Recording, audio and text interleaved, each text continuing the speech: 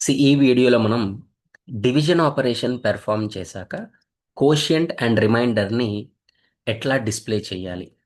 నార్మల్గా quotient and remainder అంటే ఏంటి? ఇక్కడ నేను టూ వేరియబుల్స్ తీసుకున్నా, వాల్యూస్ అనేవి డైరెక్ట్గా అసైన్ చేస్తున్నా. 5 అండ్ బి వాల్యూ సపోజ్ 2 తీసుకున్నాం. Division operation A by B, ఈ డివిజన్ ఆపరేటర్ ఏదైతే ఉందో ఇది మనకి కోషియంట్ని రిటర్న్ చేస్తుంది.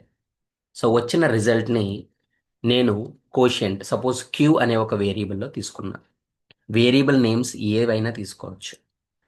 అట్లాగే ఏ మాడ్ బి ఆపరేషన్ పెర్ఫామ్ చేశాక మాడ్ ఆపరేటర్ అనేది మనకి రిమైండర్ని ఇస్తుంది. అది మనం ఆర్ అనే వేరియబుల్లోకి తీసుకున్నాం. ఇది రిమైండర్. ఫస్ట్ ప్రింట్ చేస్తున్నాం. ప్రింట్ కోషియంట్ వాల్యూ ఏంటి? కోషియంట్ వాల్యూ అది క్యూ ప్రింట్ చేస్తున్నాం. అండ్ అట్లాగే వాట్ ఈస్ ద రిమైండర్? రిమైండర్ని మనం ప్రింట్ చేస్తున్నాం. ఇక్కడ అవుట్పుట్ ఏమొస్తుందో ఫస్ట్ ఎక్స్ప్లెయిన్ చేస్తా. A and B values 5 and 2.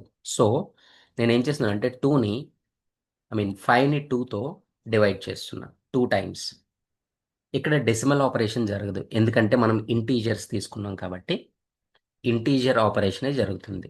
2 2s are 4. 2 2s are 4. Reminder ఎంత? 1. 1. ఇది మనకి కోషియంట్ అండ్ ఇది మనకి రిమైండర్. దీన్నే మనం కోషియంట్ అంటాం. డివిజన్ ఆపరేటర్ మనకి కోషియంట్ని రిటర్న్ చేస్తుంది. అండ్ అట్లాగే దీన్ని మనం రిమైండర్ అంటాం. మోడ్ ఆపరేటర్ అనేది మనకి రిమైండర్ని రిటర్న్ చేస్తుంది. ఇక్కడ కోషియంట్ అనేది 2 వస్తుంది అవుట్పుట్, అండ్ రిమైండర్ అనేది 1 వస్తుంది. ఓకే, అవుట్పుట్ చూపిస్తా ఒకసారి.